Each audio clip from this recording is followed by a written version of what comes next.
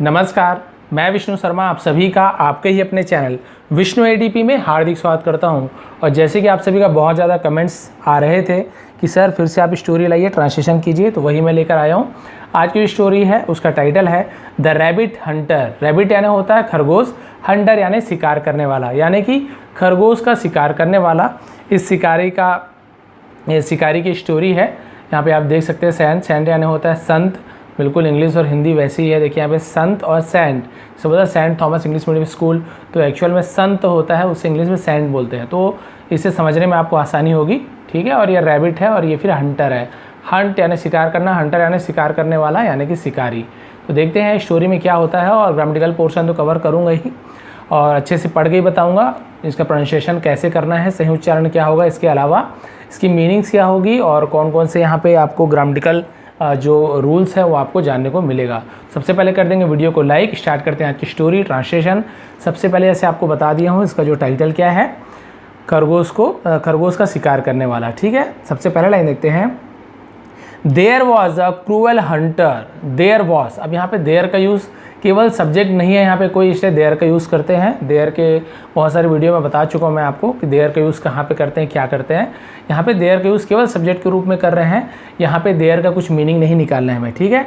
There was a cruel hunter, तो a cruel Hunter यानी एक, क्रूअल यानी क्या होता है, क्रूर। क्रूर आप सभी को पता है जिसमें दया नहीं होती उसे क्रूर बोलते हैं, इंग्लिश में क्रूअल बोलते हैं, ठीक है। अ क्रूअल हंटर, एक क्रूर शिकारी था, ठीक है। बस इसका यही मतलब है, एक क्रूर शिकारी था। He was fond of rabbit meet.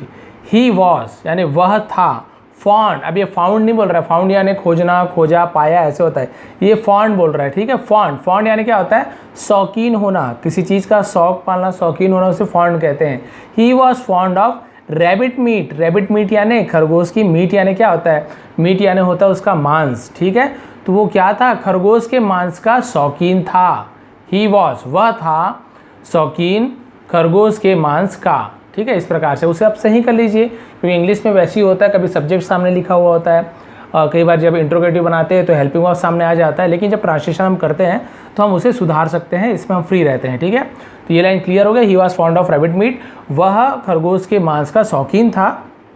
Every day यानी हर दिन, प्रत्येक दिन, जिसे हम कहते हैं प्रत्येक दिन, हर दिन। He would Hunt a rabbit for lunch. He would, अब यहाँ पे देखिए वुड का यूज़ तो वैसे विल को पास्ट टेंस में, विल को पास्ट टेंस में वुड कहा जाता है, मतलब वुड का यूज़ किया जाता है। लेकिन एक और यूज़ होता है वुड का, जैसे हम यूज टू का यूज़ करते थे ना, ही यूज टू अ किंग, वह राजा हुआ करता था, उसी प्रकार से यहाँ पर भी वुड का मतलब किया करता था, हुआ करता के लिए हुआ करता था, इस प्रकार से होगा। देखिए, he would Hunt a rabbit for lunch. He would Hunt, वह शिकार किया करता था, तो यहाँ पे वुड का यूज़ क्या हो रहा है, किया करता था, इस प्रकार से। ही वुड हंट, वह शिकार किया करता था, अ रैबिट यानी खरगोश का, फॉर लंच, फॉर यानी के लिए, लंच यानी दोपहर का भोजन को हम लंच कहते हैं, ठीक है। तो लंच के लिए यानी दोपहर के खाने के लिए वो क्या किया करता था, खरगोश का शिकार किया करता था। लंच आप सभी को पता है, दोपहर खाना, ब्रेकफास्ट यानी क्या होता है, सुबह का नाश्ता को ब्रेकफास्ट कहते हैं, दोपहर के खाना को लंच कहते हैं और रात के खाना को डिनर कहते हैं। ये भी चीज़ क्लियर हो गया। देखिए बहुत कुछ सीखने को मिलता है। वन आफ्टरनून, एक दोपहर। ही कॉट, इसे कॉट नहीं पढ़ेंगे, केवल कॉट पढ़ेंगे, कॉट, इस प्रकार से, ठीक है। UGHT लिखा हुआ है लेकिन इसे कॉट पढ़ेंगे, साइलेंट होता है। ही कॉट, उसने पकड़ा। कैच का पास्ट टेंस होता है कॉट, कैच यानी पकड़ना, कॉट यानी पकड़ा। ही यानी वह भी होता है और उसने के लिए भी हम ही का यूज़ करते हैं, हर बार बताता हूँ। ही कॉट, उसने पकड़ा, अ रैबिट, एक खरगोश, एंड और, वॉज वॉकिंग यानी जो क्या कर रहा था, चल रहा था, वॉकिंग यानी चल रहा था, टूवर्ड्स यानी होता है की ओर। खरगोश क्या कर रहा था, चल रहा था। ये पास्ट कंटिन्यूअस टेंस का सेंटेंस है। देखिए वॉज के साथ वॉज लिखा हुआ है और आगे जो वर्ब है, क्रिया है, कोई भी काम है उसमें एनजी लगा हुआ है, तो ये पास्ट कंटिन्यूअस टेंस होता है। रहा था, रही थी, खा रहा था, जा रही थी, घूम रही थी, पी रहे थे, इस प्रकार से, तो वहाँ पे पास्ट कंटिन्यूअस टेंस, ठीक है। तो रैबिट एंड वॉज वॉकिंग, उसने एक खरगोश पकड़ा जो क्या कर रहा था, जा रहा था। टूवर्ड्स यानी होता है की ओर। टूवर्ड्स यानी क्या होता है, की ओर, किसी की ओर जाना, जैसे इसकी ओर जा रहा है तो टूवर्ड्स द हंटर। अब ये पेड़ की ओर जा रहा है तो टूवर्ड्स द ट्री, ये घर की ओर जा रहा है तो टूवर्ड्स द होम, नदी की ओर जा रहा है तो टूवर्ड्स द रिवर। तो किसी की ओर जा रहा है तो उसे टूवर्ड्स कहते हैं, ठीक है। तो towards, walking towards his home, his home यानी अपने घर की ओर जा रहा था। ठीक है, कौन घर की ओर जा रहा था? ऑन द वे यानी रास्ते पर, ऑन द वे यानी रास्ते पर। ठीक है, ये वाला लाइन क्लियर हो गया। उसने एक खरगोश को पकड़ा और अपने घर की ओर जा रहा था। तो ऑन द वे रास्ते में, रास्ते पर, ऑन यानी पर होता है, द वे यानी मार्ग यानी रास्ता जिसे कहते हैं, रास्ते पर। He came across a sand, he came across, he came across का मतलब क्या होता है? गुजरना या पास आ जाना, उसे केम अक्रॉस बोलते हैं। वह गुजरा किसके पास से? अ सैंड यानी एक संत के पास वो आ गया, आ पहुंचा, या फिर गुजरा वहां से एक संत के पास से। फिर क्या हुआ देखिए, द सैंड सैड, संत ने कहा, सन, इसे हम सन पढ़ेंगे, सोन नहीं पढ़ेंगे, सन पढ़ेंगे। SUN सन यानी उसे भी सन पढ़ते हैं, SON को भी सन पढ़ते हैं। अब इंग्लिश है, इसका कोई एकदम हर चीज़ का रूल रेगुलेशन हमें नहीं पता है, क्योंकि हम हिंदी के अनुसार इसे ट्रांसलेट करते हैं। और उनका, क्योंकि इंग्लिश अपने आप में पूरी भाषा नहीं है, अलग अलग देशों से मिलकर बना हुआ है, कहीं से ओरिजिन उसका अलग अलग जगह से है, इसलिए उसका सही से आप मतलब नियम नहीं बता सकते हैं। SON भी सन होता है, SUN भी सन होता है। SUN सन आप सभी को पता है, सूर्य को बोलते हैं। SON सन यानी बेटा, तो SON सन यहाँ पे बेटा। द सैंड सैड, संत ने कहा, बेटा, let go of the rabbit, let go of, let go of का मतलब होता है जाने दो, इसे जाने दो। किसे जाने दो? द रैबिट यानी खरगोश को। ठीक है, क्लियर हो गया। बेटा खरगोश को जाने दो। God will bless you, God यानी भगवान, विल यानी गागीगे, फ्यूचर टेंस है। ब्लेस, ब्लेस यानी होता है आशीर्वाद देना। गॉड विल ब्लेस, भगवान आशीर्वाद देगा, यू यानी तुम्हें। तो क्या हुआ? गॉड विल ब्लेस यू का भगवान तुम्हें आशीर्वाद देगा या देंगे, बड़े हमसे मतलब हम रिस्पेक्ट देंगे तो हम बोलेंगे देंगे, भगवान तुम्हें आशीर्वाद देंगे। For this kind deed, for यानी के लिए, दिस काइंड इस प्रकार का, दिस यानी यह या फिर इस प्रकार का, काइंड, काइंड यानी होता है काइंड यानी होता है दयालु, काइंड यानी दयालु, डीड यानी कर्म। ठीक है, तो इस प्रकार के काम के लिए, इस प्रकार के दयालु काम है आपका, इसके लिए आपको क्या करेंगे? भगवान आशीर्वाद देंगे। यदि तुम इसे जाने देते हो यानी तुम इस पर दया करते हो, काइंड यानी दया करना, तो फिर भगवान तुम्हें क्या करेंगे? आशीर्वाद देंगे। संत ने कहा, लेकिन वो क्या बोल रहा है देखिए, हंटर। द हंटर रिप्लाइड, शिकारी ने जवाब दिया। रिप्लाइड करना यानी क्या होता है? किसी को जवाब दिया। ठीक है, रिप्लाई करना है जवाब देना, रिप्लाइड ED लगाना past tense. The hunter replied, शिकारी ने जवाब दिया, हु आर यू, तुम कौन हो? हु यानी कौन होता है, इंट्रोगेटिव है। हु आर यू, तुम कौन हो? To teach me, to teach me यानी मुझे सिखाने वाले, टू टीच मी यानी मुझे सिखाने वाले, तुम कौन हो? अबाउट गॉड, अबाउट यानी के बारे में, गॉड यानी भगवान। तो क्लियर हो गया लाइन। उसने क्या कहा शिकारी ने? Who are you to teach me about God, तुम कौन होते हो भगवान के बारे में मुझे सिखाने वाले। क्लियर हो गया लाइन। यदि पसंद आ रहा हो तो लाइक कर देंगे। आई विल डू, मैं करूँगा, एज आई प्लीज़, जैसे मेरी मर्जी, यानी जो मैं चाहता हूँ वो मैं करूँगा, मेरी जो मर्जी है मैं वैसे ही करूँगा। I will kill this rabbit, मैंने बताया विल यानी future tense, I will kill मैं मारूंगा, आई विल ईट मैं खाऊंगा, आई विल गो मैं जाऊंगा। तो इस तरह से विल यानी गागी, ये लड़की है तो मैं खाऊंगी, मारूंगी, जाऊंगी ऐसे बोलेगी, लड़का है तो यानी दोनों के लिए आई विल का ही यूज़ होगा। आई विल किल मैं मारूंगा, दिस रैबिट इस खरगोश को, राइट हियर, राइट हियर यानी यहीं पे, राइट यानी वैसे तो सही होता है, हियर यानी यहाँ होता है, लेकिन मैंने बताया ना इंग्लिश में बहुत सारा अलग अलग मीनिंग निकलते हैं। आई will kill this rabbit right here, मैं इस खरगोश को यहीं मारूंगा, राइट हियर यानी यहीं। लुक देखो, अब उसने क्या बोल दिया संत को कि अभी देखो मैं अब इस खरगोश को यहीं मारूंगा। सेइंग सो ऐसा कहकर और इस प्रकार से कहकर ही पुल्ड आउट उसने बाहर निकाला। पुल्ड आउट यानी होता है, पुल्ड यानी खींचना, निकालना, आउट यानी बाहर, वह खींचकर बाहर निकाला यानी उसने बाहर निकाला। अ लार्ज नाइफ एक बड़ा नाइफ, नाइफ यानी होता है चाकू। अब आप बोलेंगे सर कैसे आप नाइफ पढ़ रहे हैं, यहाँ तो के लिखा हुआ है, नाइफ होगा, नहीं यहाँ पे के साइलेंट होता है। ज़्यादातर आपको बताऊंगा मैं, जो भी के एन जो वर्ड स्टार्टिंग होता है वहाँ पे के साइलेंट होता है, के को आपको नहीं पढ़ना होता है, केवल आपको ये नाइफ को पढ़ना होता है। वैसे ही नॉक होता है वहाँ पर भी के से स्टार्ट होता है।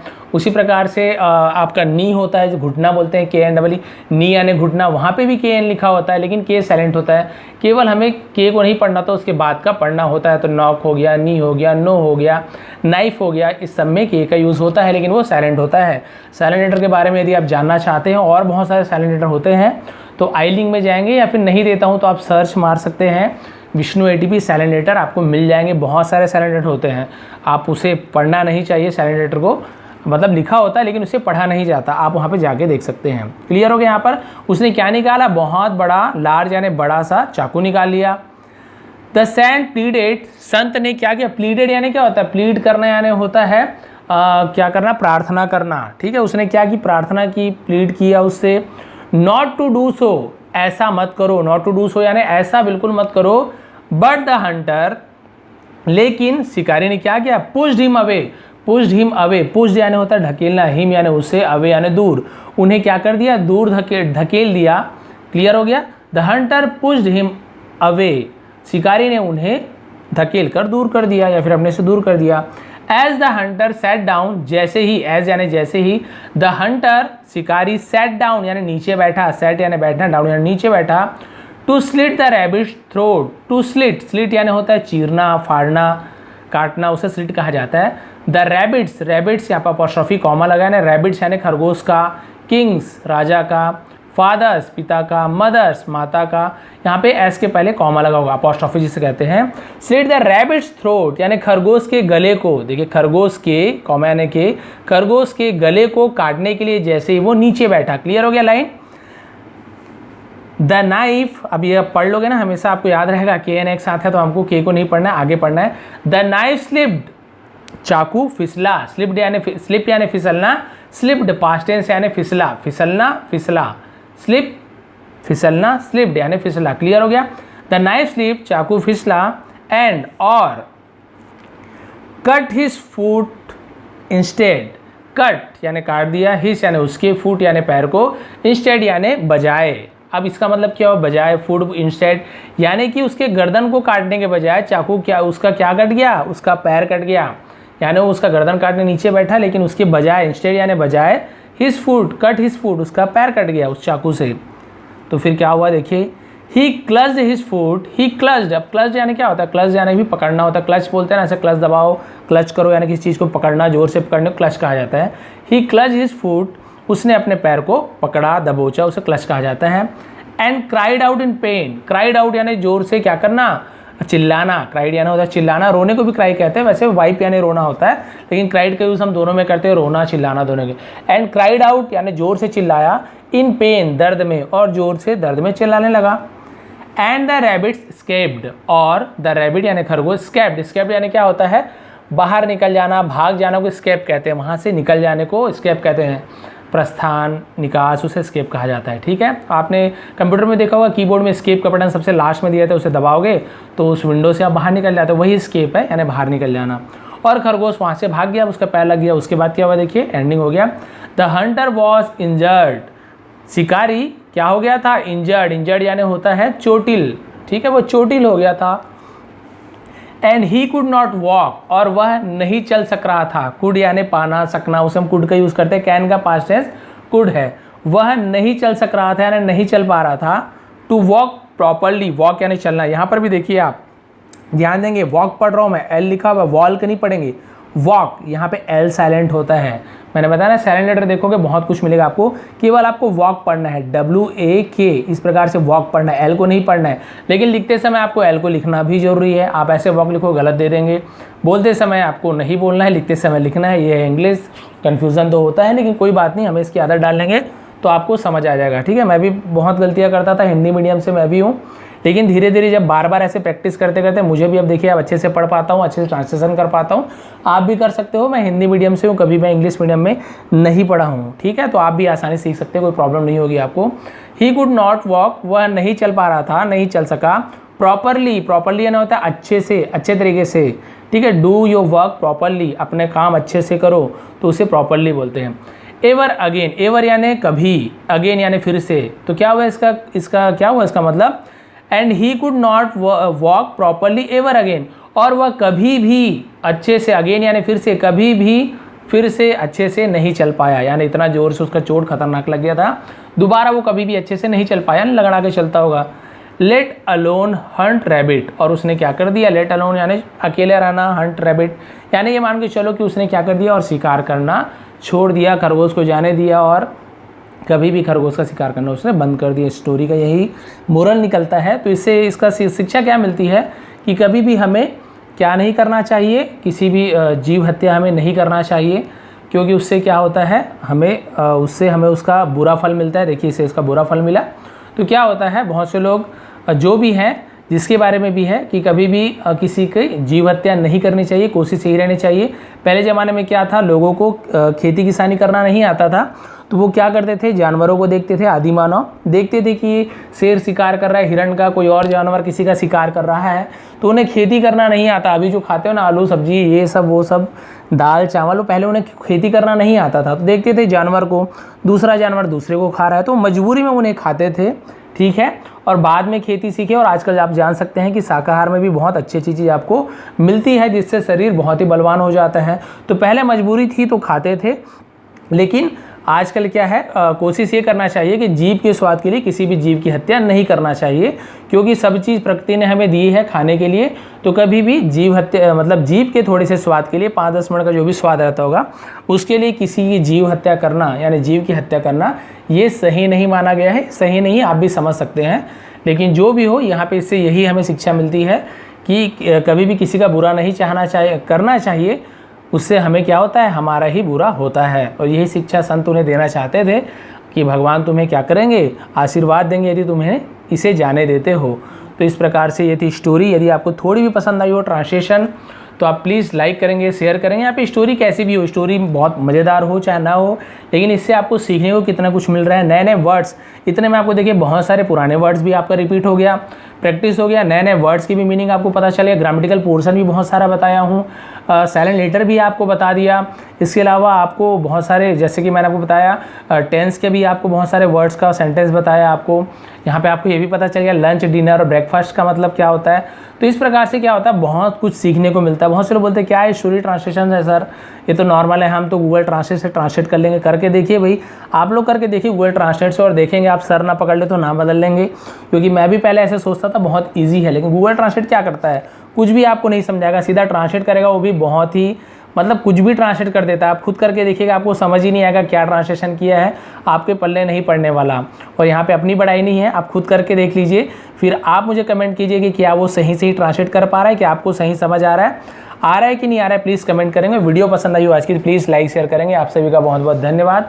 आपका दिन शुभ रहे और दशहरे की आप सभी को हार्दिक शुभकामनाएं।